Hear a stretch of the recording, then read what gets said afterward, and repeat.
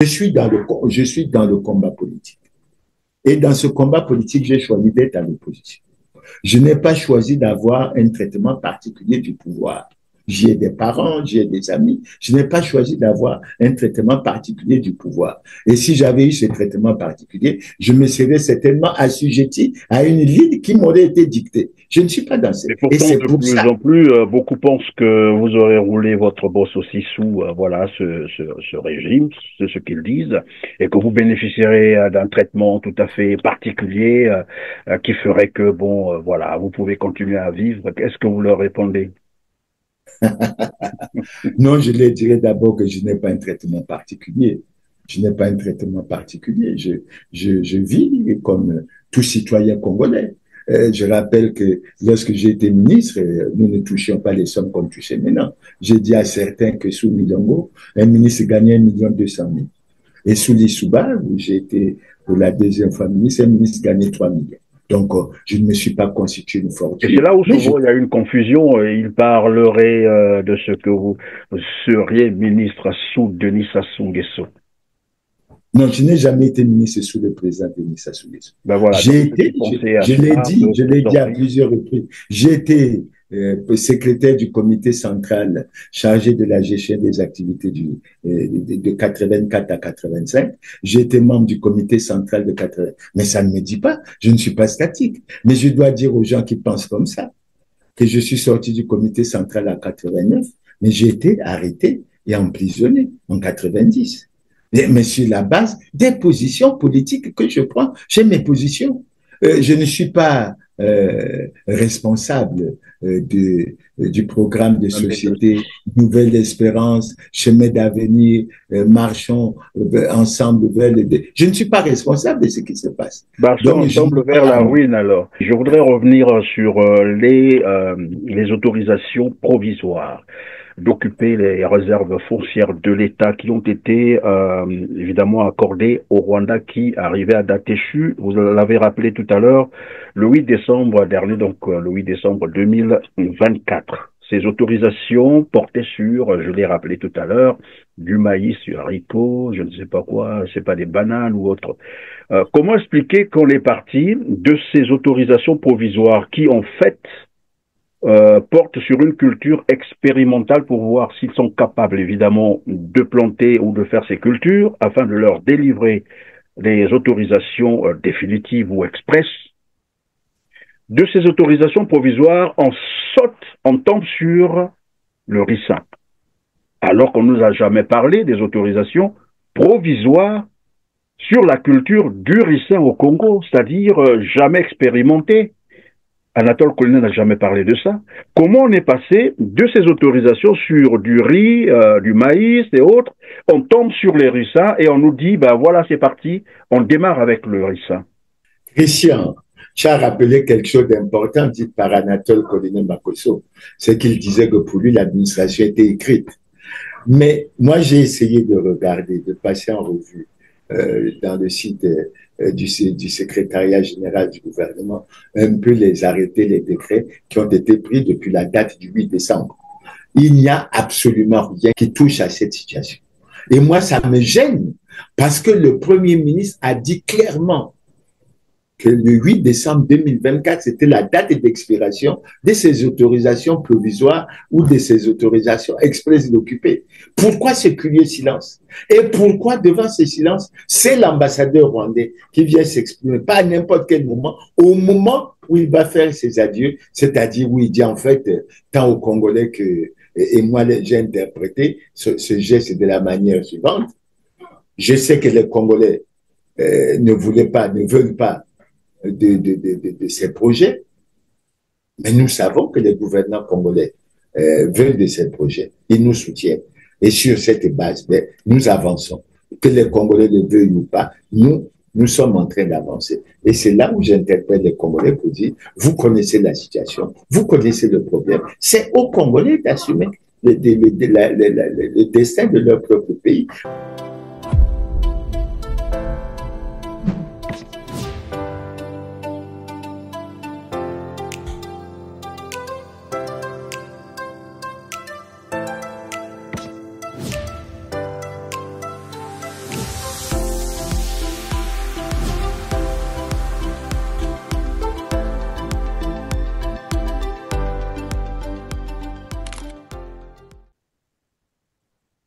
Bonjour à toutes et à tous, mesdames, messieurs. Encore un plaisir de vous retrouver en compagnie de Clément Mirassa, économiste, statisticien, ancien ministre du Commerce, ancien ministre du Développement industriel, président du PSDC. Au centre de cet entretien, le rebondissement sur l'affaire de cession des terres arables du Congo-Brazzaville au Rwanda, le Rwanda, qui revendique désormais, vous le savez, 3000 hectares de terres arables pour la culture du ricin dans la Bwanza et qui s'étendra dans les autres départements de la partie sud du Congo-Brazzaville. Nous évoquerons également l'exploitation sauvage des minerais dans la Sangha par des entreprises chinoises et des entreprises rwandaises, l'opérationnalisation du compte unique du Trésor recommandé par la directive SEMAC et le réaménagement de l'équipe gouvernementale congolais seront également au menu de cette interview. Mesdames, Messieurs, bienvenue à ceux qui viennent de nous rejoindre pour la première fois sur R7. Bonjour Clément Mirassa. Bonjour Christian, c'est toujours un plaisir pour moi. Je dis bonjour aux téléspectateurs. C'est toujours un plaisir. En tout cas, grand merci pour votre disponibilité. Alors Clément Mirassa, finalement, 156 000 hectares, c'est le cas de le rappeler ici, ont été cédés au Rwanda, même si l'ambassadeur rwandais ne l'a pas dit. Je sais qu'il a dû hésiter en parlant de 3000 et ça va s'étendre, mais nous savons que c'est 156 000 hectares des terres du Congo qui ont été cédées au Rwanda pour la culture du ricin qui va démarrer, il l'a dit d'ailleurs, à Aubeville, c'est dans la Bwanza. Après, ça va s'étendre dans les autres départements, en violation, bien sûr, de l'article 219 de la Constitution congolaise. C'est quand même 156 000 hectares des terres arables du Congo, soit une superficie 6 fois, sinon 6 à 8 fois plus grande que la ville de Brazzaville. Et c'est l'ambassadeur Théoneste Mutindashaka qui l'a annoncé en fait au sortir de son audience avec Denis Sassou Nguesso. Votre commentaire. Christian, merci bien pour cette question. Elle est pertinente, elle intéresse tous les Congolais. Et je dois dire que nous avons été surpris parce qu'on a déjà eu ce débat. Je crois que nous avons donné la position au nom des Congolais, qui est une position qui était claire, qui consistait à dire non à la vente des terres, non à la cession des terres aux Rwandais et oui à l'annulation pure et simple de ces accords. Et tout le monde se souviendra de la tournée que le Premier ministre Anatole Koliné Makosso avait faite sur les sites, soi-disant qui avaient été retenus. Et nous avons retenu une date extrêmement importante. Il nous avait dit que le 8 décembre 2024, les autorisations tant expresses que provisoires d'occuper allaient arriver à expiration. Et si rien n'avait bougé, évidemment, les contrats, on allait mettre fin à ces contrats, etc. Et moi, je m'efforce à ce qu'à chaque émission de grand angle que je fais avec toi, que je rappelle au Premier ministre Anatole Koliné Makosso que les Congolais sont en attente parce que depuis. Et curieusement, qu'est-ce que nous avons vu? Nous avons vu l'ambassadeur rwandais qui a été reçu d'abord par le ministre des Affaires étrangères de la francophonie des Congolais de l'étranger, ensuite par le président de la République qui est soi-disant arrivé à terme de son mandat. Et je dois rappeler aux Congolais qu'avec le ministre rwandais des Affaires étrangères et de la coopération internationale, l'ambassadeur rwandais s'était distingué dans la publicité, dans la campagne qu'il voulait faire, qu'il faisait de ce projet. Et ils avaient même dit quelque chose qui avait choqué les Congolais, qui avaient trouvé que c'était très audacieux de sa part, en prétendant faire de la pédagogie aux Congolais. Maintenant, les Congolais ont été surpris que devant le silence curieux des gouvernants congolais, une nouvelle fois, c'est l'ambassadeur rwandais qui a annoncé que la coopération entre le Rwanda et le Congo était excellente, que les échanges ont eu lieu surtout sur les aspects de diplomatie économique et qu'il y avait deux projets qui marchaient très bien. Il y avait le projet de Maluku, où semble-t-il que le Congo va bientôt produire des produits made in Congo, mais on sait bien ce que ça veut dire. Et nous avons été surpris par cette annonce de la culture de ricin qui allait être faite sur 3000 hectares et avec des contrats qui seront signés avec les villageois qui allaient créer beaucoup d'emplois en disant que c'était une excellente affaire. La question, Christian, qu'on se pose, c'est une excellente affaire pour qui? Pour les Rwandais ou pour les Congolais? Ma conviction est que c'est une excellente affaire pour les Rwandais, puisque nous allons, je suppose, aborder ça tout à l'heure. Oui, mais évidemment, tout à l'heure, pardon Clément Mirassa, on va y revenir, c'est que dans ce genre d'accord, normalement, il devait avoir une réciprocité. Mais avant de continuer, je vais proposer donc cet extrait à nos téléspectateurs, notamment l'ambassadeur rwandais au Congo, Théoneste Mutinda Sheka, qui annonce que finalement, ils vont, voilà, bientôt là démarrer la culture du ricin au Congo-Brazzaville et on revient sur le plateau suivant. On a mis beaucoup d'efforts sur la diplomatie économique. On a parlé spécialement de deux projets qui sont en train d'être exécutés ici au Congo. Le parc industriel et commercial d'Omaruku. Je lui ai dit que ça avance très rapidement et que d'ici peu, il y aura des produits fabriqués ici au Congo, made in Congo, par la société de droit congolaise avec des capitaux rwandais, Mesfield. On a parlé aussi d'un projet très important pour le Congo qui va produire beaucoup d'emplois, le projet de la culture de ricin pour faire l'huile de ricin et faire le biocarburant. C'est un projet que, encore une fois, Mesfield fait avec la société ENI. Nous allons commencer à cultiver d'ici peu à Obavir, dans la Bouenza, 3000 hectares, mais ça va continuer sur beaucoup d'hectares. Et nous allons aussi faire le ricin villageois là où la population congolaise va cultiver le ricin et nous allons signer un contrat d'achat de tout le ricin qu'ils vont produire. Alors, Clément Mirassa, lorsque vous avez appris tout cela, vous avez eu l'impression que finalement toutes vos revendications, vos préoccupations ont été balayées d'un revers de main? C'est le sentiment que nous avons eu, d'autant, Christian, que je rappelle aux téléspectateurs que nous avions dit que le Rwanda n'avait pas une expérience avérée en matière de culture de ricin, qui est une culture extrêmement dangereuse pour sa toxicité. Et ensuite, nous sommes revenus à plusieurs reprises sur le fait que le Rwanda ne faisait pas partie du top 10 des pays agricoles africains et qu'en la matière, il y avait des pays comme l'Angola, il y avait des pays comme l'Éthiopie et un certain nombre d'autres pays. Mais nous avons constaté très tôt, Christian, que la position congolaise, la position des Congolais, tant de l'intérieur que de l'extérieur, n'était pas en harmonie avec celle des gouvernants, qui parlaient de rwandophobie, qui parlaient de polémiques en fait faites sur ces affaires. Mais nous maintenons notre position et nous avons été surpris. La question, Christian, qu'on peut se poser, pourquoi nos gouvernants ne font pas les annonces sur ces questions et c'est toujours les Rwandais? Oui, mais j'allais en arriver là parce que moi je me rappelle un peu de l'intervention de Madame Claudine Munari, c'était je crois à l'Assemblée, où elle posait la question de savoir qui du gouvernement congolais et du gouvernement rwandais est en train de mentir. Ici, on constate bien que c'est l'ambassadeur rwandais qui vient annoncer les 3000 hectares. Finalement. Et ce n'est pas le gouvernement congolais parce qu'évidemment, lorsque nous sommes arrivés le 8 décembre 2024, le 9, le 10, les Congolais commençaient à se poser la question de savoir est-ce qu'on avait retiré les autorisations provisoires qu'on avait attribuées ou données au Rwanda pour l'expérimentation, je rappelle, du riz.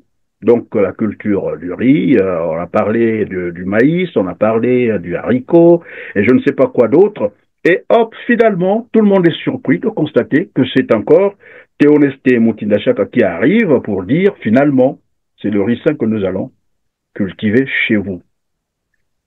On a bien l'impression que le Congo est désormais administré par le Rwanda.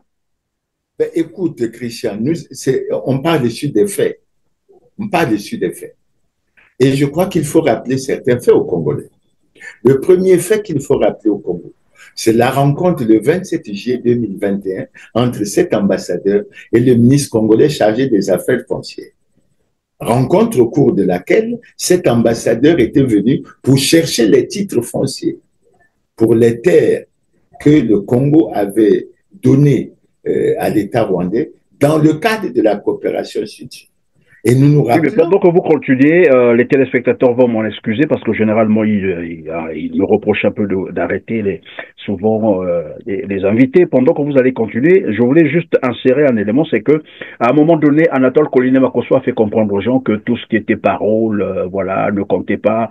Il fallait évidemment, voilà, des documents écrits. Et pourtant, c'est le même ambassadeur qui avait annoncé aller chercher les documents fonciers chez Pierre Mabiala. Il avait contesté ça. Et maintenant, le même ambassadeur vient encore dire à la télé qu'ils ont finalement acquis les 3000 hectares. C'était juste une parenthèse pour que les gens comprennent ce qui se passe concrètement dans cette Oui, mais c'est bon de rappeler ces faits, Christian, parce que après les gens sont, dit-on, fâchés, parce que quand on rapporte les faits, quand on rapporte les constats, le deuxième fait au-delà de ça. Mais c'est que le 30 mars 2024, la chaîne de télévision, la chaîne nationale de télévision rwandaise, avait annoncé que du 4 au 8 mars 2024, il y a eu une délégation des membres du secteur privé rwandais qui avait effectué une mission au Congo et qui avait découvert les 2 sites de terrain de 980 km², dont la superficie cumulée était de 980 km, qui étaient devenus la propriété des Rwandais. Et on a vu les photos, on a vu comment les Rwandais travaillaient, on voyait l'enthousiasme avec lequel certains d'entre eux on était très heureux de venir. Mais ce que Anatole Koliné-Makosso a refuté. Et c'est là où on ne comprend plus rien. Bon. Mais du point de vue rwandais, l'information est passée sur la chaîne de télévision rwandaise. Nous avons vu les opérateurs économiques rwandais travailler sur la question, même si jusqu'à présent, nous n'avons jamais vu une mission des hommes d'affaires congolais aller au Rwanda, comme tu as dit, en termes de réciprocité. Donc, nous revenons à ce que nous avons toujours dit, Christian. Il y a toujours eu un agenda caché dans cette affaire. Et les Congolais ne sont pas en harmonie avec la vision des gouvernements. Mais dans le cas d'espèce, quand les Congolais, dans leur ensemble, se prononcent pour dire non, et qu'ils se prononcent pour dire oui à l'annulation pure et simple de tous ces accords, à notre avis, moi je crois que ça tombe bien, Christian, parce que tu as dû suivre le discours d'investiture du président Trump. Et tu vois quand il parle de souveraineté, quand il parle de l'intérêt que nous avons accordé à nos problèmes internes au lieu de favoriser les problèmes externes. Et j'étais très heureux de suivre cette phrase du président Trump qui dit: maintenant, nous allons plus enrichir les étrangers sur notre territoire, mais nous allons mettre en place des taxes pour que ce soit eux qui nous enrichissent dans notre propre pays. Pour que cela profite évidemment au peuple américain, oui. À mon avis, Christian. Et puis les choses ont évolué. Nous avons suivi ce qui s'est passé au Mozambique. Et ensuite, lorsque l'ambassadeur rwandais se réjouit de ce qu'il y a maintenant des produits made in Congo par une société de droit congolais avec des capitaux rwandais, mais nous touchons là un problème de fond. Parce que nous avons toujours dit que notre pays ne devait pas servir au Rwanda pour se procurer des moyens afin d'entretenir la guerre à l'est de la République du Congo et à continuer à perpétrer les massacres. Pour nous, c'est une question de principe fondamental que nous avons abordé. Mais nous constatons. Et lorsque l'ambassadeur rwandais dit ça, tout comme lorsque la société civile congolaise avait demandé que cet ambassadeur soit déclaré persona non grata, on n'a pas vu de réaction des gouvernants. Bien au contraire, on constate qu'il y a une très forte harmonie et que les gouvernants congolais acquiescent ce qui est dit. Et moi, ça me dérange un peu parce que j'ai le sentiment que le Congo est maintenant placé sous parrainage du Rwanda. Lorsqu'on fait les éloges de Françoise Joly avec, semble-t-il, les réformes qu'elle a, je me demande s'il n'y a pas des cadres congolais à travers le monde entier qui peuvent jouer ce rôle. Et le Congo est quand même l'un des rares pays où on peut faire occuper un certain nombre de positions par des personnes qui sont étrangères. Et je crois que c'est un problème très sérieux sur lequel... Et moi, je voudrais... Oui, je voudrais revenir sur les autorisations provisoires. d'occuper les réserves foncières de l'État qui ont été évidemment accordées au Rwanda qui arrivait à date échue. Vous l'avez rappelé tout à l'heure, le 8 décembre dernier, donc le 8 décembre 2024. Ces autorisations portaient sur, je l'ai rappelé tout à l'heure, du maïs, du haricot, je ne sais pas quoi, c'est pas des bananes ou autre. Comment expliquer qu'on est parti de ces autorisations provisoires qui, en fait, portent sur une culture expérimentale pour voir s'ils sont capables, évidemment, de planter ou de faire ces cultures afin de leur délivrer les autorisations définitives ou express. De ces autorisations provisoires, on tombe sur le ricin. Alors qu'on ne nous a jamais parlé des autorisations provisoires sur la culture du ricin au Congo, c'est-à-dire jamais expérimenté. Anatole Collinet n'a jamais parlé de ça. Comment on est passé de ces autorisations sur du riz, du maïs et autres, on tombe sur les ricins et on nous dit, ben voilà, c'est parti, on démarre avec le ricin. Christian, tu as rappelé quelque chose d'important dit par Anatole Collinet Makosso, c'est qu'il disait que pour lui, l'administration était écrite. Mais moi, j'ai essayé de regarder, de passer en revue dans le site du secrétariat général du gouvernement, un peu les arrêtés, les décrets qui ont été pris depuis la date du 8 décembre. Il n'y a absolument rien qui touche à cette situation. Et moi, ça me gêne parce que le Premier ministre a dit clairement que le 8 décembre 2024, c'était la date d'expiration de ces autorisations provisoires ou de ces autorisations express d'occuper. Pourquoi ce curieux silence? Et pourquoi devant ce silence, c'est l'ambassadeur rwandais qui vient s'exprimer, pas à n'importe quel moment, au moment où il va faire ses adieux, c'est-à-dire où il dit en fait, tant aux Congolais que, et moi j'ai interprété ce geste de la manière suivante. Je sais que les Congolais ne veulent pas de ces projets, mais nous savons que les gouvernants congolais veulent de ces projets, ils nous soutiennent. Et sur cette base, nous avançons.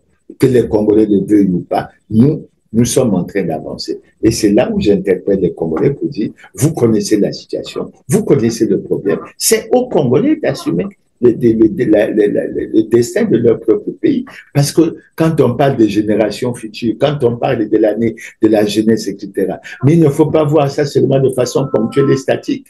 Il faut voir ça, y compris de façon dans la prospective. Il faut projeter l'avenir et se dire que rien, absolument rien, ne pourra nous aider ou faire avancer si nous continuons dans ça. En tout cas, moi, je ne suis pas en harmonie avec ce qui se passe et je continue à donner mon point de vue, qui est de dire que nous ne sommes pas, nous sommes foncièrement opposés à ce problème. Maintenant, la situation, c'est là, il faut voir. Il faut voir. Oui, mais Clément Birassa, il y a également, je reviens là-dessus, la zone Maluku, très chaud. Nous savons que c'est une zone frontalière avec Kinshasa, et cette zone aussi, évidemment, l'ambassadeur rwandais en a parlé, c'est là-bas qu'ils vont d'abord commencer à ce qu'il appelle, lui, les produits made in Congo, ça va partir de Maluku, mais nous savons que généralement, le Rwanda, quand le Rwanda s'installe dans un pays africain, ils viennent sous le label des agriculteurs, voilà, des producteurs, je ne sais de quoi, mais en réalité, c'est des soldats, c'est bien connu. Mais en plus, la loi congolaise interdit de céder les zones frontalières aux étrangers. Qu'est-ce qu'il faut comprendre par là? Tout à l'heure, vous avez dit il doit y avoir un agenda caché derrière. Bon, après, chacun va se mettre à réfléchir, évidemment, l'agenda caché, on le sent parce que finalement, c'est un dossier tellement ambigu, il y a trop de flou que même le gouvernement congolais ou les initiateurs de ce dossier n'arrivent pas à s'exprimer clairement en toute transparence, et on apprend les choses par les Rwandais eux-mêmes. Quel commentaire vous inspire finalement cette violation de la loi, et de manière délibérée finalement? Mais Christian, les choses sont claires. Je dis et je répète aux Congolais que dans le cadre des accords qui ont été signés, il y a un accord militaire et technique qui n'a jamais reçu l'autorisation de ratification du Parlement. Je dis bien, il y a un accord. Ensuite, il y a un accord de partenariat économique sur la promotion et la protection des investissements qui n'ont jamais reçu l'autorisation. Mais ce sont les deux accords de base. Ce sont les deux accords de base, surtout sur l'aspect de la coopération militaire et technique, à partir du moment où on dit que ça a été signé, ça n'a pas reçu l'autorisation de ratification, donc ça n'a pas été ratifié, nous sommes dans une situation extrêmement compliquée vis-à-vis de nos propres lois et règlements de la République et vis-à-vis de la Constitution. Parce que c'est nous, cette Constitution, surtout que celle de 2015, en fait, on a procédé au changement de Constitution de 2002 pour faire évoluer les institutions. Est-ce qu'on a procédé au changement de Constitution pour avoir l'autorisation de violer la Constitution? Et je pense qu'on ne peut pas, Christian, quand on regarde, on raisonne sur le point des principes, on ne peut pas se permettre de mettre en exécution des accords sans que le Parlement ne se soit prononcé et sans que le Parlement n'ait donné l'autorisation de ratification. Déjà, ce problème, c'est un problème terriblement ambigu. Et on a le sentiment, puisque je reviens assez souvent là-dessus, que le respect de la loi, en fait, au Congo, c'est quelque chose qui n'a pas grande importance. Mais dans beaucoup de pays du monde, la Constitution est un document qui doit être considéré comme sacré et toutes les dispositions de la Constitution doivent être respectées par tous citoyens du pays concerné. Donc, je dis qu'il y a effectivement ambiguïté.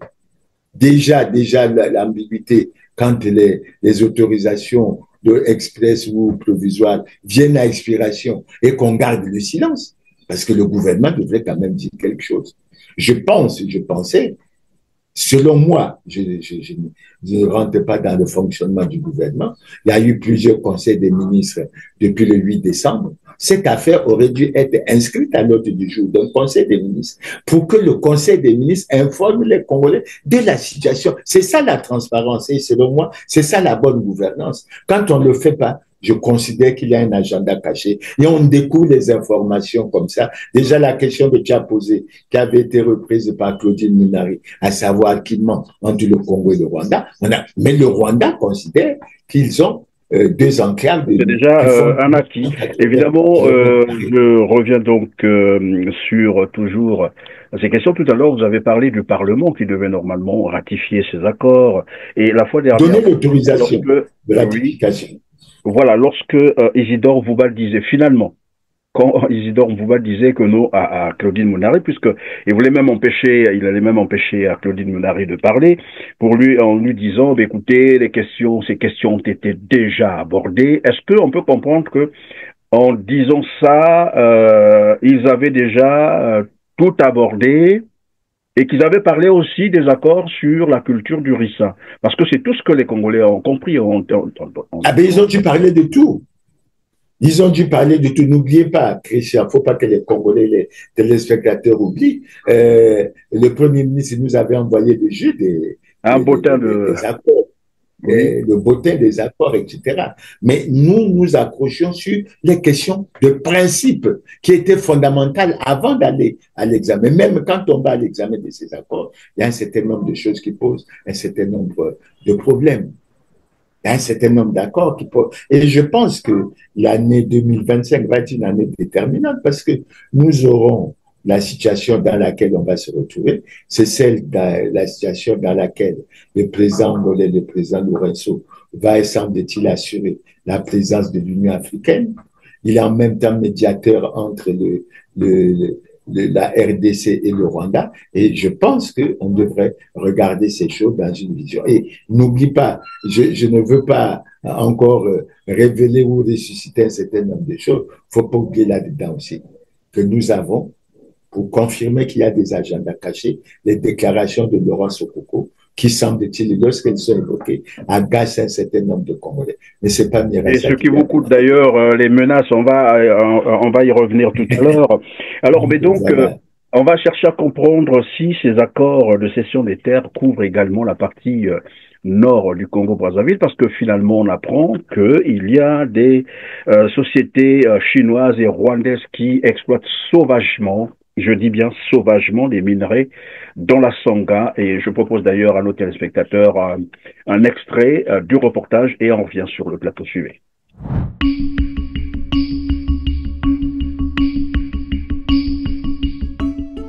Lorsque l'on s'approche de cette eau marron, difficile d'imaginer qu'elle était autrefois potable.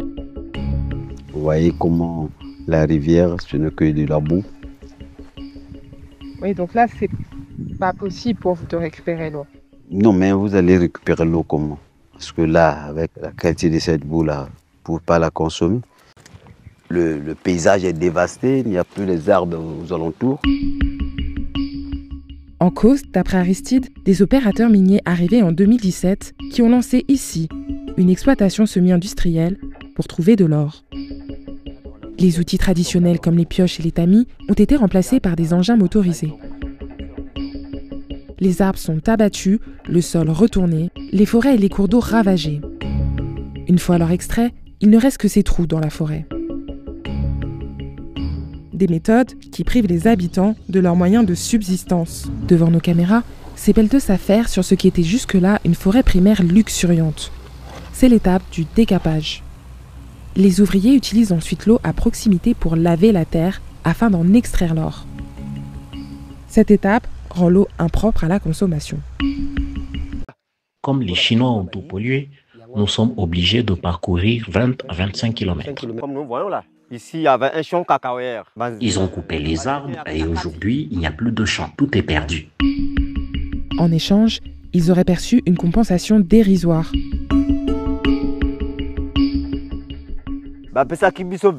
C'était 20 000 francs CFA et de l'alcool. On nous avait tout gaspillé. Là où on mettait le manioc, tout était gaspillé. Et l'angaba cacao, on a 20 000 euros. Les 20 000 francs qu'ils nous avaient remis étaient insuffisants. En République du Congo, aucun projet de ce type ne peut être réalisé sans que les populations autochtones ne soient consultées avant toute mise en œuvre, selon une loi datant de 2011. Mais ces 8 derniers mois, nous avons mené l'enquête et épluché des centaines de documents officiels. Nous avons découvert que depuis la mise en place du programme RED plus Sanga Likwala en 2020, le ministre des Mines congolais, Pierre Oba, aurait délivré près de 80 permis d'exploration et d'exploitation minière semi-industrielle de l'or dans la Sanga. Au total, près de 14% de ce territoire auraient été alloués à la recherche d'or. Les dégâts sur l'environnement pourraient être similaires à ceux que nous avons observés. Une réalité qui contraste fortement avec les promesses du gouvernement de préserver l'environnement. Plus grave encore, ces permis miniers ont été attribués à des entreprises dirigées par des figures controversées, comme Li Wei, une femme d'affaires chinoise déjà impliquée dans l'attribution de permis pétroliers dans un parc naturel, ou encore Yvonne Moubiligi, une proche du président rwandais, Paul Kagame. Nous avons tenté de joindre divers ministres congolais et toutes nos demandes sont restées sans réponse. Alors Clément Mirassa, alors on parle donc des sociétés chinoises et rwandaises, une société d'ailleurs qui serait représentée par une femme, une proche de Paul Kagame, qui sont en train de dévaster les forêts, disons l'écosystème dans la Sanga.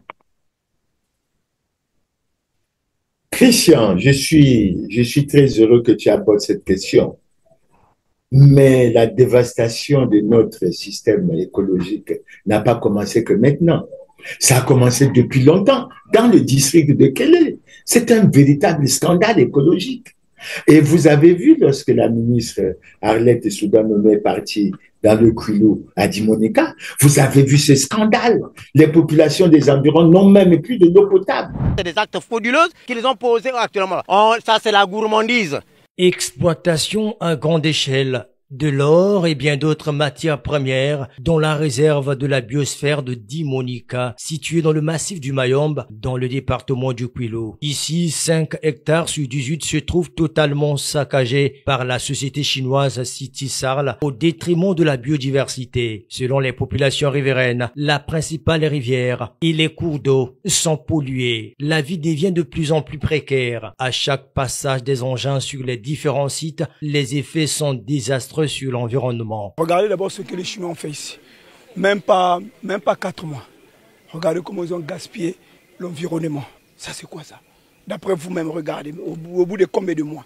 combien de mois? Maintenant, s'ils puissent faire une année ici, ça sera vraiment du gaspillage. Même pour avoir encore de l'oxygène ici, ça sera compliqué. Pourtant, aire protégée et reconnue par l'UNESCO depuis 1988, la biosphère de Dimonica présente désormais un décor sinistre du fait de la dévastation qu'elle subit. La désolation est grande pour des populations et surtout des orpailleurs artisanaux qui s'inquiètent pour l'avenir de la communauté. À notre niveau, nous exploitons d'une manière artisanale. L'artisanat ne fait pas ce genre de dégâts. Et le mercure là, quand il y a la descente, l'eau descend là, les gens qui sont à l'Essara partout, alors ça va jusqu'à l'OME, qu'est-ce qui va se passer? Les gens seront en tête de maladies. Mais c'est grave, le président de la République avait accepté qu'il y ait la réserve. C'est porter atteinte aux institutions de l'État. La végétalisation des 3 sites de la biosphère de Dimonica complètement dégradée devient une urgence pour la préservation des écosystèmes dans cette localité située à 50 km de la côte atlantique et qui regorge près de 2000 habitants.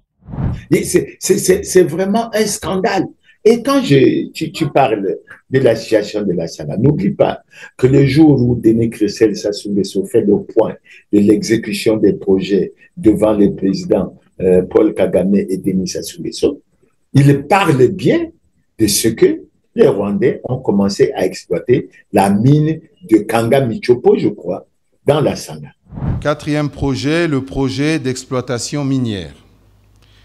Suite aux travaux menés avec le ministère de l'Industrie minière et de la Géologie, la société Crystal Venture avait obtenu 4 permis de recherche et actuellement elle bénéficie d'un permis d'exploitation de la mine de Kanga Michopo dont le délai d'exploitation va démarrer à la fin du mois d'août 2023. Est-ce que nous-mêmes, on ne nous voit pas? Est-ce que ça veut dire que c'est de cette société dont on parle dans ce reportage, c'est-à-dire représentée par une certaine Yvonne Mobiligui, qui serait une proche de Paul Kagame? Et donc c'est de cette société dont parlait Christelle Denis Sassou Nguesso. Mais une exploitation sauvage, curieusement. Puisque dans le point qu'il avait fait, il apparaissait 2 aspects sur l'exploitation minière. Il y avait l'aspect de la recherche minière et que les Rwandais avaient obtenu des permis pour la recherche minière. Et il y avait l'aspect de l'exploitation minière. Mais Christian, je serais curieux, tu as parlé du GUP et du culte tout à l'heure. Je serais très heureux quand je suis ce qui se passe actuellement en ce qui concerne l'exploitation de l'or au Mali. Je serais très heureux de savoir si au niveau du trésor congolais, sinon de la banque centrale basée à Brazzaville, si nous avons ne serait-ce que quelques grains d'or au titre de l'État congolais. Je pense que non. Est-ce que c'est sérieux? Clément Mirata, est-ce que je suis en train de comprendre que finalement, ces accords sont déjà mis en œuvre? Mais ils sont mis en œuvre, Christian. C'est ce que l'ambassadeur rwandais a voulu dire. Et pose-toi la question, Lorsqu'il parle de la diplomatie économique, pourquoi il ne parle que de Maluku? Pourquoi il ne parle que du Ricin? Pourquoi il ne parle pas de l'exploitation de la recherche minière? Et tu sais bien que le Rwanda a passé des accords avec l'Union européenne, etc., pour fournir des minéraux qui n'existaient pas sur son territoire. Donc, on peut se rendre compte. Et quand on examine notre budget, Christian, ce qui frappe les Congolais, c'est quoi? Mais la contribution au niveau des mines, elle est très faible. Donc, le Congo s'est lancé dans une vision extravertie de son développement, où la plupart de ses richesses sont exploitées, exportées de façon brute, pas transformé sur le territoire national. Et nous-mêmes, en termes de réserve d'or, etc., nous n'en avons pas. Est-ce que c'est sérieux? Est-ce qu'on peut faire comme ça? Et ça, quand on le soulève, évidemment, ça pose des problèmes. Il faut être silencieux. Mais évidemment, c'est ce qui faisait dire à un de nos invités ici que finalement c'est un régime de prédation. Ce sont des gens qui sont venus exploiter le Congo, détruire le Congo. Voilà qui nous conduit finalement sur la question du culte, c'est-à-dire le compte unique du trésor, parce que tout part de là. Tout à l'heure vous avez dit, si vous allez au trésor, évidemment vous ne verrez pas une ligne comme ça, budgétaire, ou de l'argent, d'encaissement de l'argent de ces minerais qu'on exploite, parce que c'est quand même plus de 80 permis d'exploitation des minerais qui ont été attribués dans cette zone. Et vous dites au Trésor, et d'ailleurs il y a aussi Mathias Nzon, l'ancien ministre des Finances, qui l'avait déjà dit, quand vous allez au Trésor, même l'argent, les recettes du pétrole, vous ne verrez pas de traces là-bas. Les minerais, vous ne verrez rien. De toutes les matières, en fait, premières qu'on exploite au Congo, vous ne verrez aucune ligne financière de ces matières. Et donc, est-ce que ici on peut comprendre finalement la raison pour laquelle ils ont délocalisé la caisse unique du Trésor vers la banque postale pour se permettre un certain nombre de choses, évidemment. Bon, Christian, ce débat, on l'a suivi. On a vu les positions prises par Anatole Koliné-Makosso avec ceux qui le soutiennent. On a vu les positions prises par Jean-Baptiste Ondaï, qui semble-t-il a fini par perdre son poste. Mais je crois que c'est la goutte d'eau qui aura fait déborder le vase. Moi, je soutiens Christian, je suis clair. Je soutiens la position de Jean-Baptiste Ondaï. Et je pense que nous avons fait une erreur depuis très longtemps de permettre l'ouverture de ce groupe, ce guichet unique de paiement, parce que les informations qu'on a eues, et on a vu dans les réseaux sociaux, c'était déjà sorti dans les années 2021, mais le directeur général des impôts qui a donné un ordre de virement de l'ordre de 2 milliards pour régler. Alors, on se pose la question. Donc, un directeur général. Est-ce que le directeur de 2 milliards de francs CFA a les pouvoirs pour faire ça? Et moi, j'en conclus. Et c'est pour ça que j'insiste. Moi, je veux que l'on aille très rapidement. Et c'est pour ça, lorsqu'on a parlé d'une commission ad hoc qui devait servir au renflouement des caisses de l'État, je pensais que l'un des problèmes que cette commission devait aborder, c'est justement cet aspect. Et surtout, que dans la démarche d'Ondaï, quand vous disiez un certain nombre de documents, mais c'est basé sur des textes qui ont été adoptés au niveau de la CEMAC. Et n'oublie pas, Christian, que le 16 décembre dernier, il y a eu un sommet extraordinaire à Yaoundé sur la situation de la sous-région et sur la situation dans laquelle les pays de la sous-région risquent de tomber. Et les aspects qui ont été abordés, mais c'est les aspects d'endettement excessif, le Congo épinglé, c'est les aspects au niveau de la consolidation de la gestion financière, le Congo aussi y est, c'est des aspects de diversification économique, c'est des aspects de gouvernance. Donc le Congo est au premier plan et le Congo doit prendre les dispositions parce que le sommet, le message envoyé par le sommet de Yaoundé, c'est de dire nos mauvais comportements en matière économique et financière ne créent pas des problèmes seulement à chacun de nos pays, mais à leur population, mais ça crée des problèmes à toute la sous-région. Et ça risque de... Et d'ailleurs, les gens n'ont pas été surpris d'entendre les bruits sur, comment ça s'appelle, les affaires de dévaluation de la monnaie. Et j'ai vu sur les réseaux sociaux, beaucoup de gens ont retenu dans le message de Trump qu'il fallait que les Africains s'efforcent à payer leurs dettes avant de rechercher l'assistance au Fonds monétaire. Les États-Unis occupent une position forte dans le système du Fonds monétaire international et de la Banque mondiale. Donc, nous devons veiller à tout ça pour que vraiment nous essayons de voir. Oui, mais tout à l'heure, Clément Mirassa, vous disiez que c'est une erreur qu'ils ont faite d'amener, en fait, de transférer le compte unique du Trésor vers la banque postale. Mais ma question, c'est de savoir s'ils n'ont pas fait exprès et qu'ils savaient ce qu'ils faisaient, une façon de faciliter finalement les opérations financières. Dans tous les cas, Christian, les gouvernants ont une responsabilité. Nous devons accorder une importance capitale et de premier ordre à la bonne gestion de notre trésor public. Cette structure devait même être auditée régulièrement pour qu'on se rende compte. Et nous avons aujourd'hui une cour des comptes et des disciplines budgétaires. Nous avons un certain nombre d'organes de contrôle. On doit braquer nos yeux sur la bonne tenue et la bonne gestion du trésor. Maintenant, je dis, les gouvernants ont une responsabilité. Pourquoi? Mais parce que c'est nous qui formons les hommes. C'est nous qui nommons. C'est les gouvernants qui nomment les hommes à ce poste. Si nous avons des faiblesses au plan de la formation des cadres du trésor, mais il faut que ça soit une priorité de premier plan et que nous prenons des dispositions pour qu'on essaye d'avancer. Mais il faut fermer cette affaire de guichet unique de paiement avec des quotas ou des proportions qu'on doit reverser à la banque postale. Et maintenant, nous exigeons qu'il y ait, depuis l'ouverture de ces comptes ou de ce compte, ben, un audit fait par un cabinet de réputation internationale, mais un cabinet indépendant. Parce que oui, mais Clément Birassa, pas seulement fermé, les gens doivent répondre parce que finalement, on se rend maintenant compte que beaucoup d'argent a été volé par ce mécanisme, le fait d'avoir transféré le trésor, s'il faut le dire comme ça, vers la banque postale, beaucoup de milliards ont été volés. Et aujourd'hui, on se retrouve dans une situation de crise totale, où Anatole Koliné Makosso peut venir devant le Parlement ou devant les médias pour dire, ben voilà, le Congo n'a plus de ressources pour faire face à certaines, j'allais dire les charges incompréhensibles, c'est pas possible. On ne peut pas dire ça aux Congolais. Bon, et là, voilà pourquoi je dis, les gens doivent répondre devant la justice, pourquoi pas? Parce que finalement, ça a été fait exprès pour dilapider les données publiques.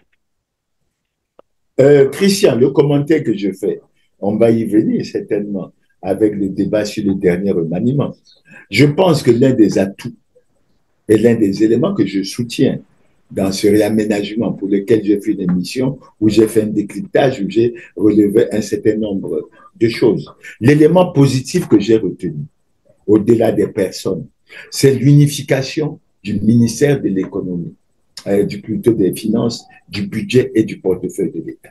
De sorte qu'aujourd'hui, le titulaire de ce département va avoir pignon sur les trésors, il va avoir pignon sur les impôts, il va avoir pignon sur les douanes. Oui, mais ça va régler quoi dans ce système qu'on connaît tous? Ça va régler quoi concrètement? Ben, il faut bien une remise en cause de Christian. Ben, parce que nous n'allons pas continuer à accepter cette misère et cette souffrance. C'est nous les Congolais qui souffrons. Quand j'entends les membres du gouvernement déclarer qu'il n'y a pas d'argent pour s'occuper des érosions, je crois, Christian, que c'est avec beaucoup de plaisir. Je crois que tu as vu les images. Cette maison, à moitié emportée par la furie des eaux de pluie, n'est pas sans conséquences. Une fille de 3 ans a été emportée par cette pluie qui s'est abattue dans la nuit du 12 au 13 janvier au quartier Mukondo à Mungali, dans le 4e arrondissement de Brazzaville. Le corps sans vie de la fillette a été retrouvé à la rivière Tiémé, à en croire le témoignage des populations victimes. Aujourd'hui, on a eu même à passer à une fouille d'un enfant qui était déjà décédé. La dépouille a été retrouvée, mais pas ici, à Texaco précisément. Très loin d'ici. Des habitations effondrées, c'est le déménagement forcé. Ce secteur ne dispose pas de canalisation pour évacuer les eaux de pluie. On a tout perdu. On n'a rien, on est là, il y a des habits, tout ce qui est parti, les fournitures scolaires, les tenues, donc on ne peut plus aller à l'école, on n'a plus rien. Mais actuellement, tel que nous parlons, nous sommes sans toit. Et le cas des sinistrés n'existe plus au Congo.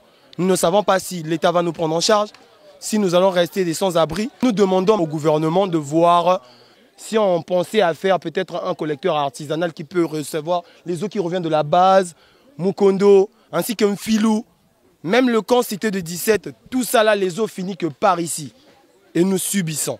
C'est pour la 2e fois que le quartier 58 à Mungali est confronté à ce genre de catastrophe, laissant ainsi les familles sans abri. Les eaux commencent à défaire tout ça.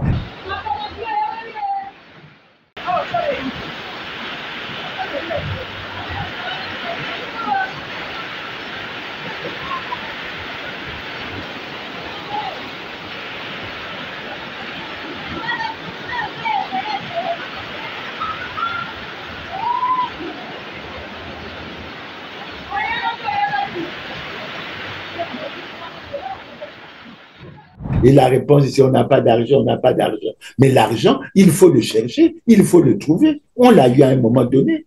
On l'a, puisqu'il y a les 14 000 milliards. On l'a parce qu'il y a d'autres situations qui sont connues dans le pays. Et évidemment, c'est ça qui m'attire certainement les foot. Parce que comme...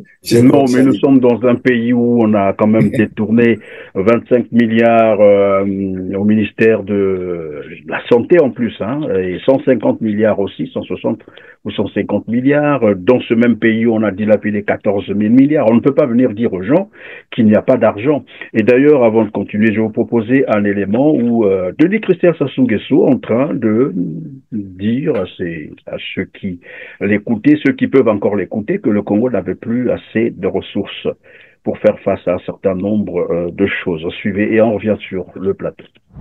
Ce qu'il faut peut-être commencer par relever déjà, c'est que notre pays, le Congo, est un vaste territoire qui est doté d'immenses ressources naturelles avec un positionnement géostratégique très important. Mais cependant, notre population est relativement faible, avec une densité assez parcellaire, et nous avons des ressources financières malheureusement qui sont toujours limitées, dans la mesure où nous n'avons pas encore réussi la diversification économique qui, je le rappelle, est l'objectif du Plan national de développement 2022-2026. Il faut que nous ayons conscience que l'État seul n'a pas suffisamment de ressources pour pouvoir développer les projets, pour pouvoir améliorer les services publics. À titre illustratif, c'est que nous avons un PND 2022-2026 et lorsque nous avions adopté la loi sur le plan national de développement, nous-mêmes nous avions convenu qu'il y avait plus de 50% du financement de ce plan national de développement que nous devions aller quérir auprès du secteur privé parce que nous avions pleinement conscience à cette époque que nous n'avions pas suffisamment de financement pour financer notre plan national de développement. Pour ceux qui ont suivi le développement de ce dernier, nous sommes en 2025, on peut faire un bilan très rapide de ce que nous avons pu faire et de ce que nous n'avons pas pu faire. Et la réponse est simple, nous avons manqué de financement, nous avons manqué de trésorerie. Alors, Clément Mirassa, Denis Christian Sassou Nguesso comme Anatole Kouliné-Makosso veulent faire comprendre aux gens, aux Congolais, que le Congo n'a plus d'argent. Et dans le même temps, ils ne parlent pas des 14 000 milliards ou de l'argent volé, dilapidé. Il est parmi ceux qui ont planqué, je crois, quelque chose de 5 500 milliards dans les paradis fiscaux. Et c'est lui qui vient expliquer aux Congolais qu'il n'y a pas d'argent, il n'a pas eu d'argent au Congo pour réaliser un certain nombre de choses. Christian, donc, d'abord, il faut dire une chose. Je suis heureux que, y compris les membres du bureau politique du Parti congolais du travail, qui n'est pas en conformité avec la loi, c'est peut-être pour ça qu'ils m'en veulent, mais ce n'est pas de ma faute. Je suis très heureux qu'ils constatent que le pays va mal, très mal. Mais ils doivent aller au bout de leur démarche. Pourquoi le pays va mal? Pourquoi il va mal? Et quand on leur dit qu'il y a un problème de gouvernance, ils se présentent comme des gens qui sont des bons gestionnaires. On a des bons gestionnaires. L'économie s'est écroulée, les finances se sont écroulées. Mais Christian, je t'ai souvent dit, posons la question à Anatole Kouliné-Makosso, posons la question à Denis Christian Sassou Nguesso, posons la question au nouveau ministre des Finances. Comment un Congolais peut expliquer à l'étranger que le Congo soit l'un des pays les plus corrompus du monde? Et lorsqu'on fait les budgets depuis plusieurs années, il n'y a aucune action qui est prévue pour la lutte contre la corruption. Mais les cas, ils sont connus aujourd'hui. On n'est plus à la période où Anatole Kouliné-Makosso déclarait qu'on n'a jamais porté les plaintes. Aujourd'hui, il y a une ONG qui a produit un document pour signaler qu'il y avait entre 2020 et 2022 160 milliards d'argent de francs CFA détournés au ministère de la Santé. Est-ce qu'on peut rester tranquille devant une telle situation si tant on déclare qu'il n'y a pas d'argent et qu'on a besoin d'argent pour régler les problèmes, pour l'amélioration des conditions de vie des Congolais, pour payer régulièrement leur salaire, pour faire un certain nombre de choses? Et les cas comme ça, ils sont nombreux. Ils sont nombreux. On les a souvent énumérés. Oui, les cas sont très nombreux. Vous avez dit tout à l'heure, Clément Mirassa, et dans le même sens, les Congolais attendaient que finalement le gouvernement congolais prenne des mesures dans le cadre, bien sûr, de la réduction du train de vie de l'État. Et ils ont été surpris par ce que vous appelez d'ailleurs le réaménagement gouvernemental. Et finalement, On a gardé les ministères, le nombre, je ne sais pas si ça a augmenté, mais il y a eu au moins, je crois, d'autres entrées dans le gouvernement. Ils ont gardé leur statut, voilà, et nous savons que ces ministres, c'est quand même, c'est des ministres qui gagnent gros, 25 millions par là, par mois, vous en avez qui gagnent 15 millions, et il y a des ministres à vie. 20 ans, il est là, inamovible, et voilà le réaménagement qu'ils ont fait comme pour répondre aux préoccupations de la crise actuelle. Christian, j'ai donné mon avis, j'ai les échos un peu sur l'émission qui semble-t-il a choqué beaucoup de personnes, mais parce que les statistiques sont des monstres froids. Et lorsqu'on vous les présente, mais à la fois, c'est des monstres froids et des outils d'aide à la prise de la bonne décision. Je dis bien de la bonne décision. Quand tu parles, par exemple, de la durée au niveau du gouvernement, mais en faisant ces recherches, j'ai pu constater que la durée moyenne de présence d'un Congolais au gouvernement est de 10 ans. Et tu comprends pourquoi il y a ce débat sur la conservation du pouvoir. Parce que si vous prenez 2 mandats, si vous prenez un mandat de 5 ans, une fois reconductible, il ne sera pas possible à certains de faire 10 ans parce qu'ils souhaitent y rester, ils souhaitent y continuer, etc. Mais j'ai découvert quelque chose de fantastique. Le plus ancien des ministres de ce gouvernement est ministre depuis 1997. Depuis 1997. Depuis 1997. Et quand j'ai approfondi la recherche, j'ai découvert qu'il y a 4 ministres qui ont pratiquement plus de 20 ans au gouvernement. Il y en a un qui a 20 ans au gouvernement. Il y en a 2 qui ont 22 ou 23 ans au gouvernement. Et il y en a un qui a 27 ou 28 ans. Non. Surtout lorsqu'il est prouvé qu'il apparaît, c'est tout à fait humain, qu'il y a des limites et qu'on ne peut pas aborder les questions. Je ne crois pas en termes de cadre. Je crois que le PCT, qui se dit grand et glorieux parti, a les cadres pour faire les changements dans l'intérêt de la nation. Tu parlais du nombre, du chiffre. Mais le chiffre, il est resté le même. Avec Anatole Koliné-Makosso, le gouverneur président avait 38 membres. Celui-ci a également 38 membres. Donc, on a gardé. Maintenant, quand on a parlé de la réduction du train de vie de l'État, on la voyait sous 2 angles. Le premier angle, c'est celui de la réduction des effectifs. Pas seulement au gouvernement, mais de toutes les institutions pour essayer de faire des économies, puisque nous voulons. Maintenant, le deuxième axe, c'était d'agir sur les conditions de rémunération. Lorsqu'on vous dit, par exemple, qu'un ministre congolais, un ministre d'État congolais gagne 15 millions et il a 2 millions d'indemnités de logement, mais tout le monde sait que le président sénégalais gagne 4 800 000 et que son premier ministre gagne 4 300 000. Les ministres d'État gagnent... Le président chinois gagne 1 300 000. Le président chinois gagne bien cet exemple, puisque nous allons en Chine pour essayer de trouver les moyens de solution pour que nous sortons de cette situation de sous-développement, de cette situation misérable, etc. Les ministres chinois gagnent, le président chinois gagne 1 50 000 francs. Les Congolais sont surpris quand on leur donne cette information. Le président Poutine en Russie gagne un peu moins de 7 millions de francs CFA. Et donc, on a le premier ministre indien. Pour la France, puisque généralement on parle de la France, vous avez Emmanuel Macron qui gagne moins que le ministre, voilà, que nos ministres, parce que nos ministres sont à... Donc voilà la situation. Alors, moi, je ne comprends pas, je considère cette situation pour une certaine indifférence qui est intolérable.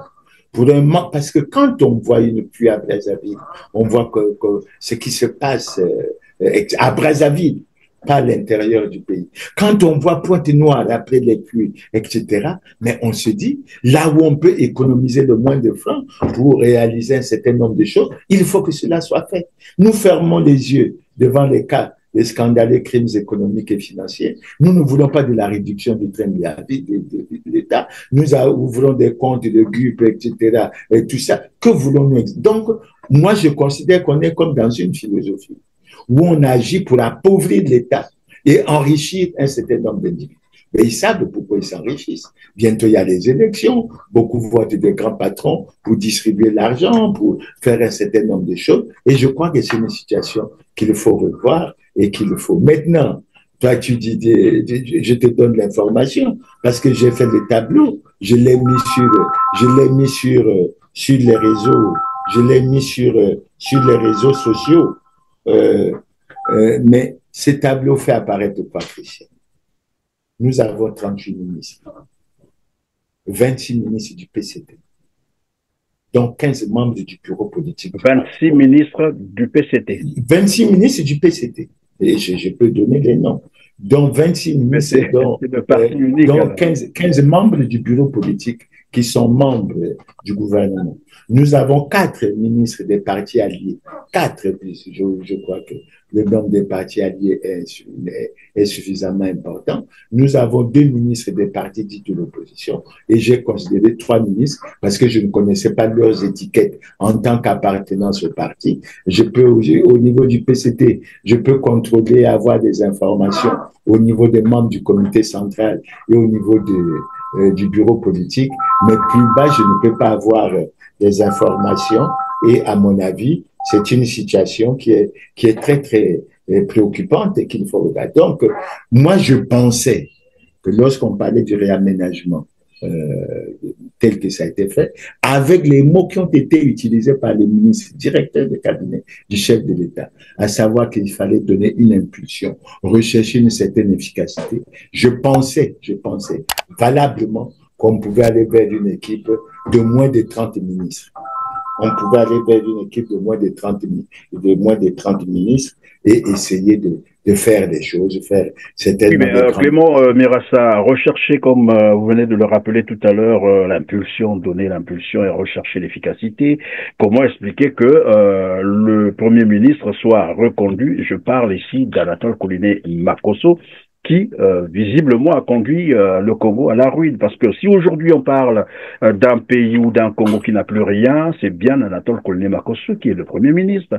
Et on reconduit les mêmes, on prend les mêmes qu'on avait déjà mis à l'écart, et certains ministres aujourd'hui, je crois,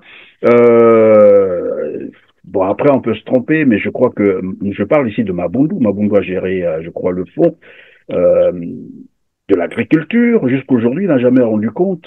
Il y a eu des malversations financières là. Donc on reprend les mêmes personnes qu'on ramène au gouvernement et ceux-là qui se sont avérés incompétents, donc qui ont conduit le pays dans la catastrophe aujourd'hui économique, c'est les mêmes qu'on ramène pour dire on veut impulser je ne sais pas quoi et puis voilà, rechercher l'efficacité. Comment rechercher l'efficacité avec les mêmes personnes qui ont créé la situation dans laquelle se trouve le Congo aujourd'hui? Je suis très heureux de ta question parce que Mabundu revient au gouvernement en même temps que Christian Yoka. Et j'étais heureux parce que je crois qu'avoir fait une émission avec toi pour dire, avec le désordre créé, il faut bien qu'on fusionne les ministères du budget, etc. et qu'on cherche à travers le monde un cadre congolais, si on n'en trouve pas au Congo, qu'on en trouve dans la diaspora. Mais finalement, on a déniché Christian Yoka, avec le cursus qu'on lui reconnaît au niveau de l'Agence française de développement. J'espère qu'il rendra au Congo à peu près les mêmes services. Non, mais là aussi, il y a beaucoup de choses à dire, Clément Mirassa, le développement, comment vous appelez ça, voilà, l'aide au développement, on sait ce que ça donne au Congo-Brazzaville, ça n'a jamais profité au Congo-Brazzaville. On ne nous dira pas ce que ça a apporté au Congo-Brazzaville, alors qu'on a eu de l'aide. Tout le temps, on nous parlait de l'aide au développement qui était reversée au Congo, mais ça n'a servi à rien. Là, on y reviendra probablement un autre jour. Il faut qu'on en parle. Oui, mais je te parle de la personne de Christian Yoka à travers son CV. C'est quand même un CV qui fait... C'est lui qui était là-bas. Bon, évidemment, je dis, dans un environnement précis, oui, qui n'est pas celui du Congo, il faudra, mais au Congo, il faut qu'on prenne des dispositions pour lui permettre de travailler. Maintenant, Christian, ce que je voulais dire, puisque tu parles du remaniement, et dans le décryptage que j'ai fait, je suis allé jusqu'à regarder, en faisant évidemment un certain nombre d'hypothèses, à regarder la répartition des portefeuilles par département. Bon, je ne cache pas, hein, moi je suis du département des Plateaux. Et il y en a d'autres qui sont d'autres départements, etc. Et j'étais curieux de constater ce que j'ai constaté. Parce que je relève, par exemple, que 3 des 4 départements notamment le Kwilu, notamment la Sanga, la cuvette ouest, la Likwala, n'ont qu'un ministre. Mais quand tu compares ces chiffres à la proportion de la population, ça devient effrayant. Parce que la Bwenza, jusqu'à présent, était le département le plus peuplé du Congo, mais n'avait qu'une représentante au gouvernement, Madame Jacqueline Ndianikolo.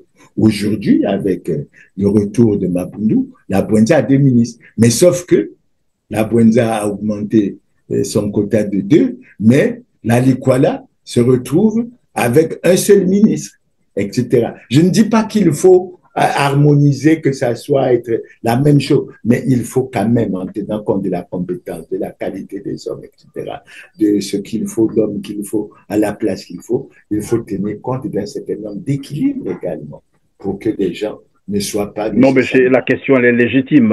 Clément Mirassa, on l'a posée ici même. Est-ce qu'on peut nous démontrer que finalement, dans les autres départements, il n'y a pas de compétences? Parce que c'est ça le problème. On ne va pas se cacher derrière son petit doigt.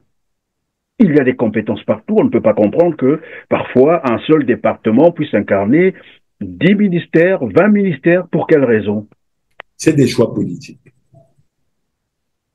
C'est des choix politiques. Mais la remarque que j'ai faite, que je constate au Congo, puisque c'est assez souvent la démarche qui apparaît lorsqu'on va vers les élections.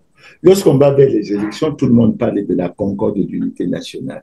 J'entends maintenant parler, semble-t-il, de la tenue imminente d'un dialogue, semble-t-il, pour la cohésion sociale nationale, etc.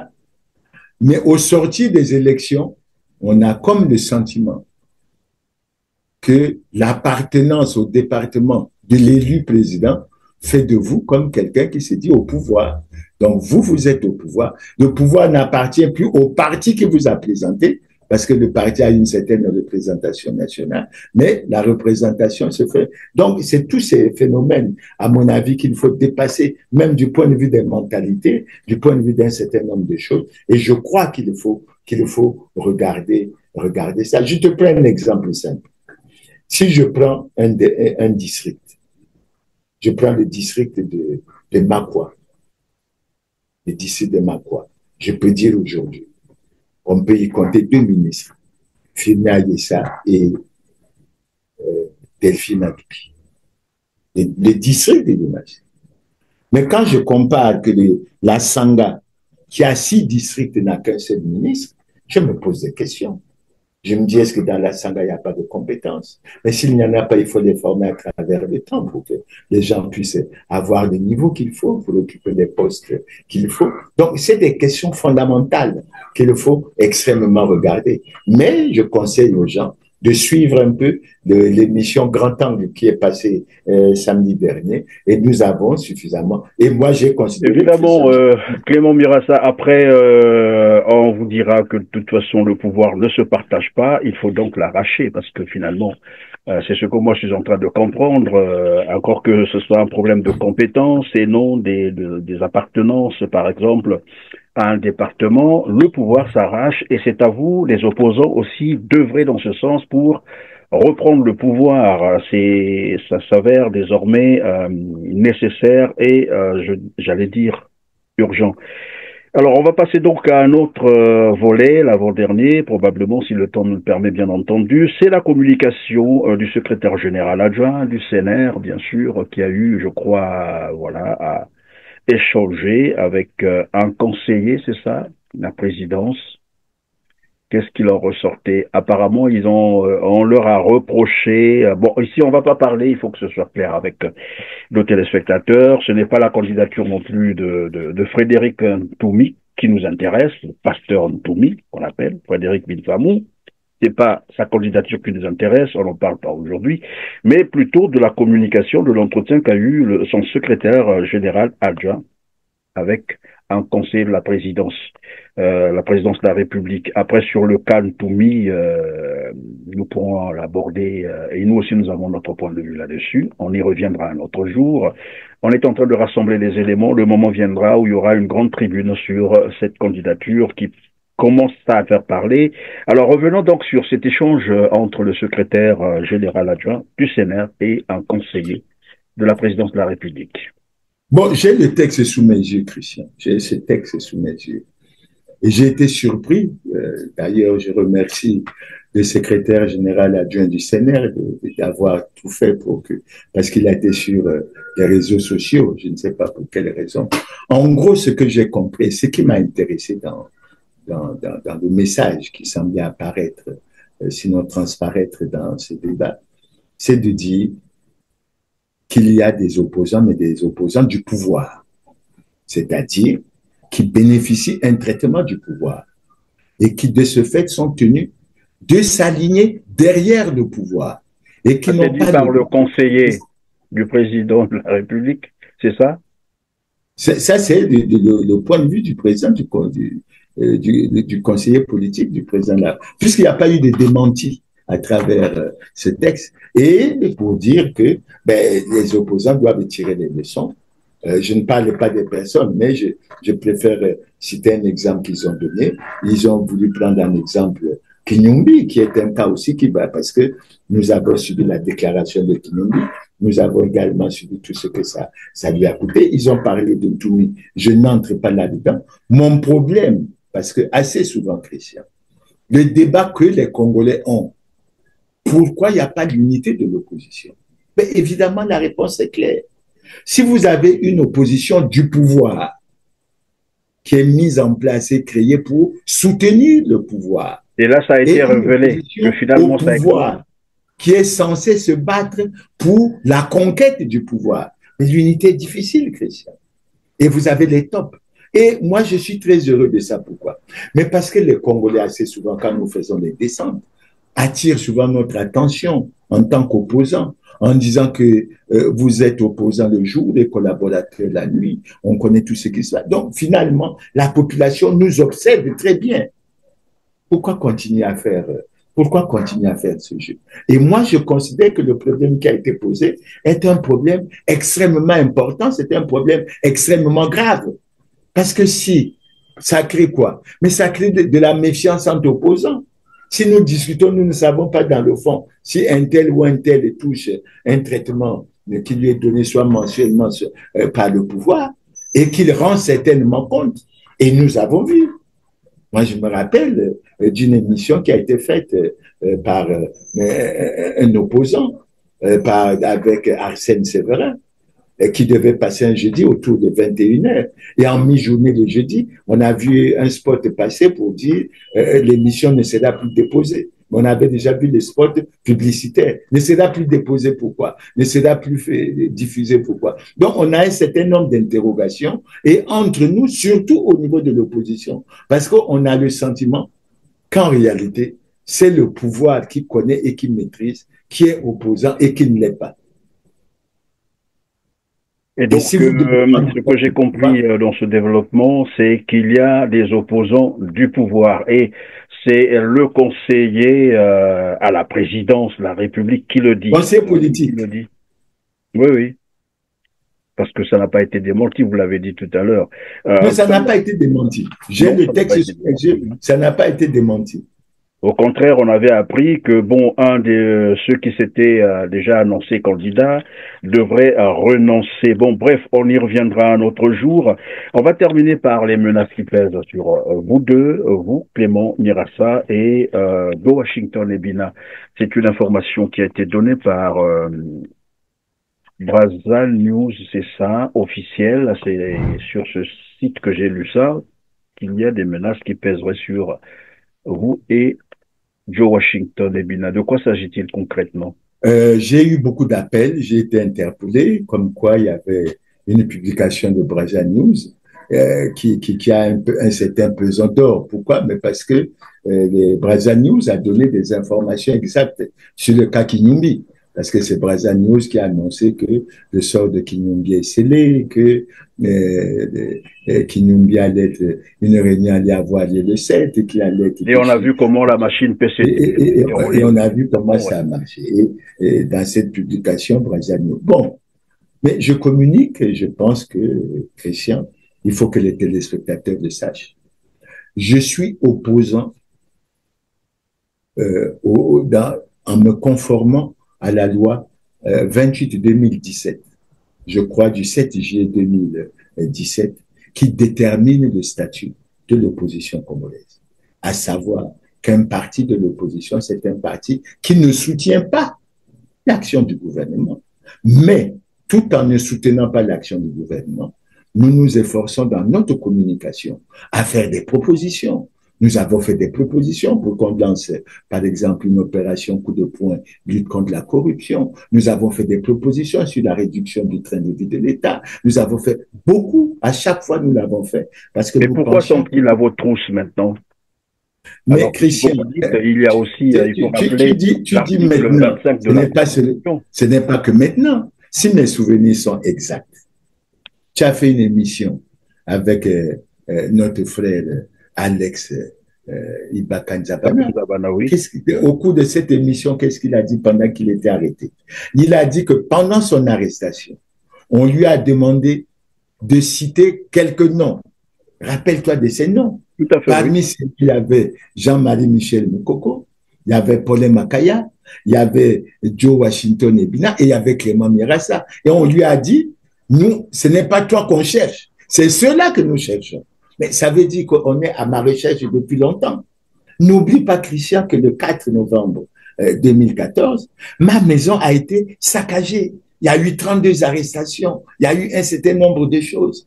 Et le fait de communiquer, parce qu'il me revient souvent que l'émission Grand Angle agace, etc. Et pourtant, quand on prend la Constitution, l'article 25 est clair.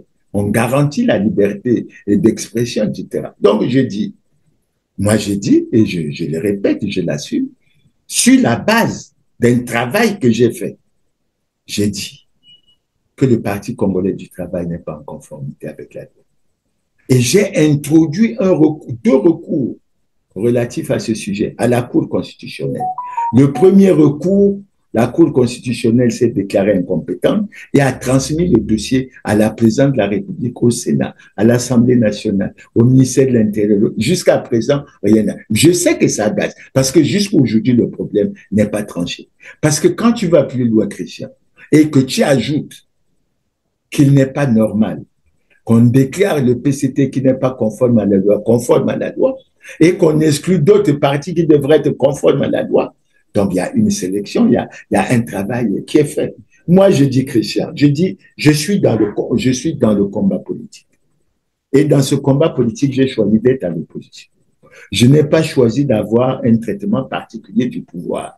J'ai des parents, j'ai des amis. Je n'ai pas choisi d'avoir un traitement particulier du pouvoir. Et si j'avais eu ce traitement particulier, je me serais certainement assujetti à une ligne qui m'aurait été dictée. Je ne suis pas dans cette... Et c'est pour ça. De plus en plus, beaucoup pensent que vous aurez roulé votre bosse aussi sous ce régime, c'est ce qu'ils disent, et que vous bénéficierez d'un traitement tout à fait particulier qui ferait que, vous pouvez continuer à vivre. Est-ce que vous leur répondez? Non, je leur dirais d'abord que je n'ai pas un traitement particulier. Je n'ai pas un traitement particulier. Je vis comme tout citoyen congolais. Je rappelle que lorsque j'ai été ministre, nous ne touchions pas les sommes qu'on touchait maintenant. J'ai dit à certains que sous Milongo, un ministre gagnait 1 200 000. Et sous l'Issouba, où j'ai été pour la deuxième fois ministre, un ministre gagnait 3 millions.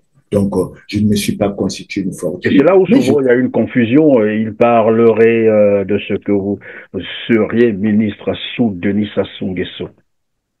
Non, je n'ai jamais été ministre sous le président Denis Sassou Nguesso. Ben voilà, j'ai été, je l'ai dit à plusieurs reprises, j'ai été secrétaire du comité central chargé de la gestion des activités de 84 à 85. J'ai été membre du comité central de 80. Mais ça ne me dit pas, je ne suis pas statique. Mais je dois dire aux gens qui pensent comme ça que je suis sorti du comité central à 89, mais j'ai été arrêté et emprisonné en 90. Mais sur la base des positions politiques que je prends, j'ai mes positions. Je ne suis pas responsable du programme de société Nouvelle Espérance, Chemin d'avenir, marchons ensemble vers le... Je ne suis pas responsable de ce qui se passe. Donc, on semble vers la ruine alors. Donc, probablement que vous avez une préoccupation, une dernière préoccupation. Je vous laisse donc le peu de temps qu'il nous reste pour conclure. Bon, Christian, merci de m'avoir accordé ce temps. Je dis, par exemple, s'agissant de l'affaire avec le Rwanda. Je déplore fortement. Et moi, je suis persuadé que nous devrions aller vers le sens de l'annulation pure et simple des accords avec le Rwanda. Je crois que dans l'ensemble, et puis la démocratie, c'est quand même le choix de la majorité. Et j'ai cru comprendre que les Congolais, avec les manifestations qui ont eu lieu à Paris, avec les manifestations qui ont eu lieu en Afrique du Sud, avec les interventions qui ont été faites ici à Brazzaville, nous nous sommes prononcés pour dire non à la vente, non à la cession des terres, oui à l'annulation pure et simple des accords. Cette annulation qui signifie également non à la présence des Rwandais à Maluku. Parce que est-ce qu'avec l'évolution de cette affaire aujourd'hui, est-ce que vous pensez que les Congolais en ont conscience vraiment? Parce que j'ai l'impression que les Congolais prennent ça pour de la blague. Ah ben, ils auront conscience le jour où ils vont vivre une occupation totale. Ils vont se rendre compte qu'ils ont commis une erreur. Mais ça sera peut-être trop tard. Nous aurions peut-être... Ils auraient été prévenus, oui, tout à fait. Ils ont été prévenus, on a tout fait, on a fait des documents, on a distribué, on a fait des communications. Maintenant, l'autre aspect, je regrette également. Je pensais que dans la situation actuelle, s'il y avait un réaménagement de l'équipe gouvernementale, il fallait qu'on tienne compte d'un aspect tout aussi particulier, c'est la réduction du train de vie de l'État. Réduction qui devait se voir tant du point de vue des effectifs que du point de vue des conditions de rémunération des membres du gouvernement. Je déplore que cela n'ait pas été fait. Mais j'interprète cela comme une insensibilité, une indifférence à la misère. Et quand on parle de solidarité, on doit tenir compte de tout ça. Je considère que c'est comme un manque d'humanité. Et les Congolais, il faut qu'on en prenne conscience. Les gouvernants doivent savoir que les Congolais souffrent et qu'ils souffrent énormément. Maintenant, quand j'ai lu la communication qui dit qu'il y a un complot qui est monté, Miracha a vécu l'objet des complots depuis longtemps. Bon, peut-être que celui de cette fois-ci. J'ai essayé de publier juste un petit commentaire pour dire que nous prenons le peuple et l'opinion internationale à témoin. C'est tout ce que nous avons dit. Parce que nous sommes transparents. Nous sommes prêts à répondre de nos déclarations à travers toutes les émissions que nous avons faites. Nous sommes prêts à répondre et nous regrettons même que l'on monte des complots contre Mirassa, alors que les complots, on devrait les monter contre ceux qui ont dilapidé l'argent du trésor public, contre ceux qui sont dans la corruption.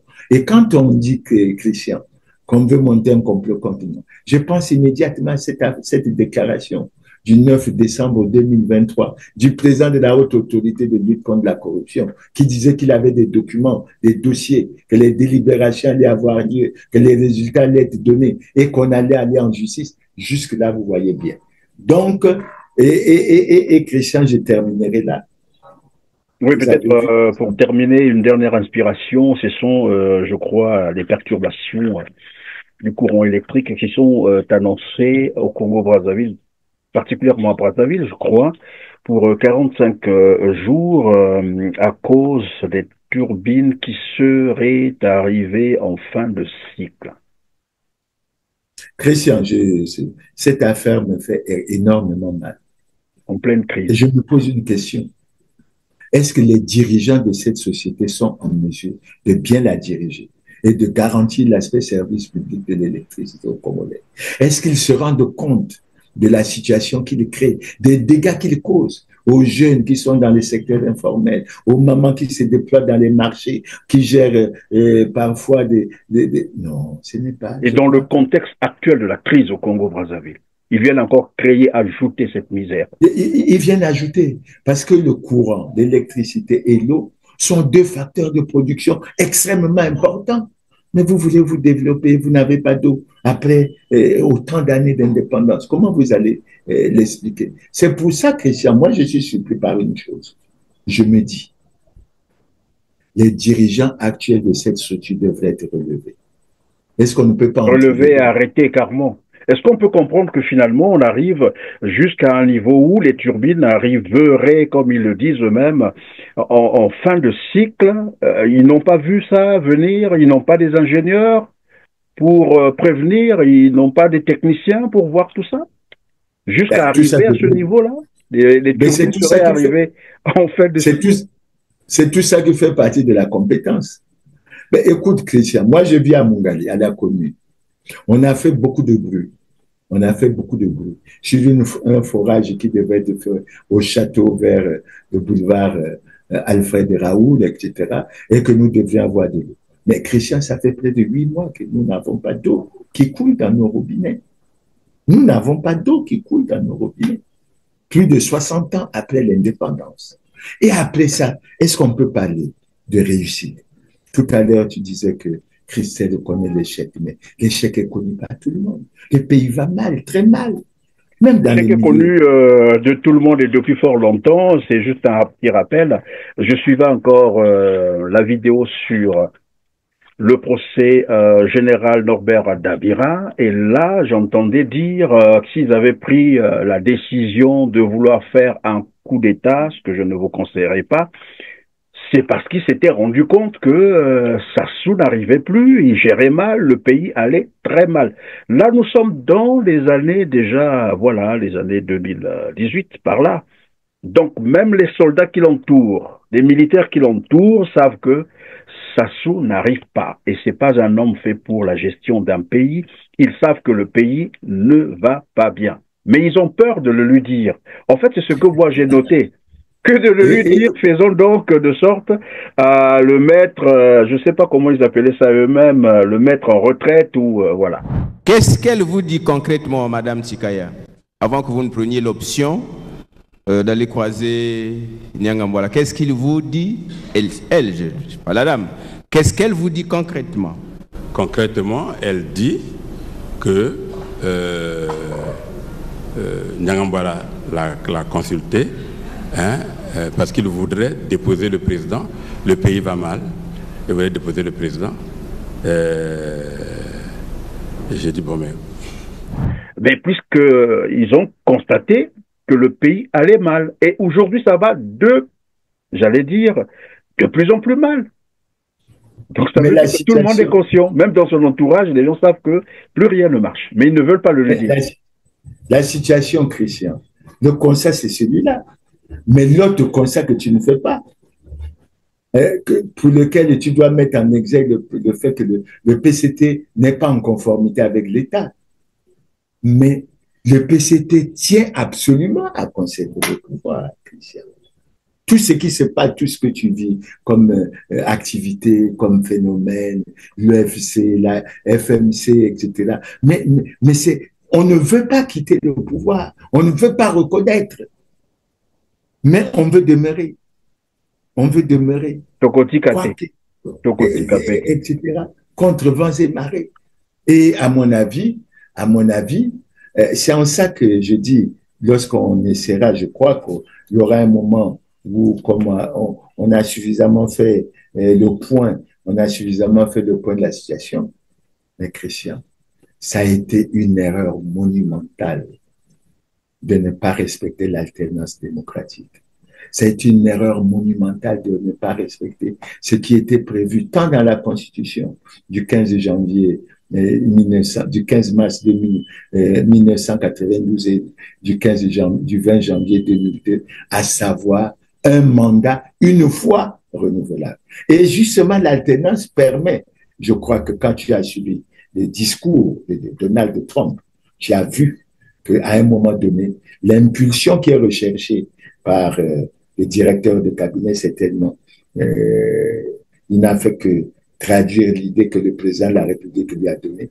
Cette impulsion se fait généralement très bien lorsqu'il y a l'alternance démocratique. Lorsque je dis bien, il y a l'alternance démocratique. Et je crois qu'il faut que les Congolais pensent à ce que l'une des réformes qu'il faudra entreprendre dans ce pays, c'est une constitution dans laquelle on va prévoir un mandat. Moi, je dis un mandat de 5 ans, une fois. Oui, mais c'est très simple. Il suffit de repartir sur la constitution de 1992. Les choses sont claires et puis voilà, les mandats sont bien limités. Maintenant, pour terminer, Christian, tu as parlé de moi.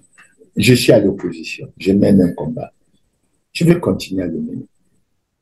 J'ai des adversaires. Je constate qu'au lieu de venir au débat sur tout ce que nous émettons comme idée, parce qu'on en émet beaucoup, ils préfèrent, dit-on, Évidemment, par la même occasion, donc, on va lancer une invitation aux autres opposants, pourquoi pas, à d'autres, j'allais dire, responsables politiques, pourquoi pas. Là, je crois que l'invitation est lancée. Ils peuvent venir, évidemment, vous affronter en débat, pourquoi pas, sur les sujets, voilà, qui minent le pays, la crise socio-économique, politique, pourquoi pas. En tout cas, le plateau R7, le plateau droit de savoir, est libre et reçoit tout le monde. Ils peuvent s'annoncer et puis bon voilà, on va les enregistrer, vous allez les affronter en débat, parce que généralement on nous pose la question mais pourquoi il n'y a pas de débat? Non, nous les invitons mais ils ne viennent pas, voilà, la vérité c'est ça, et vous verrez qu'ils ne viendront pas. En tout cas, merci Clément Mirassa, c'est par là que nous allons terminer, en retenant également, et je voulais peut-être rappeler, et c'est ce que, puisque tout à l'heure vous parlez de Donald Trump, qui a dit aussi, quand on veut, on peut. Voilà. Lui s'est battu jusqu'à, d'ailleurs, il a failli même perdre sa vie. Tout le monde sait ce qui s'est passé, mais finalement, il est arrivé là où il voulait arriver. Et donc, moi, je le souhaiterais à vous aussi.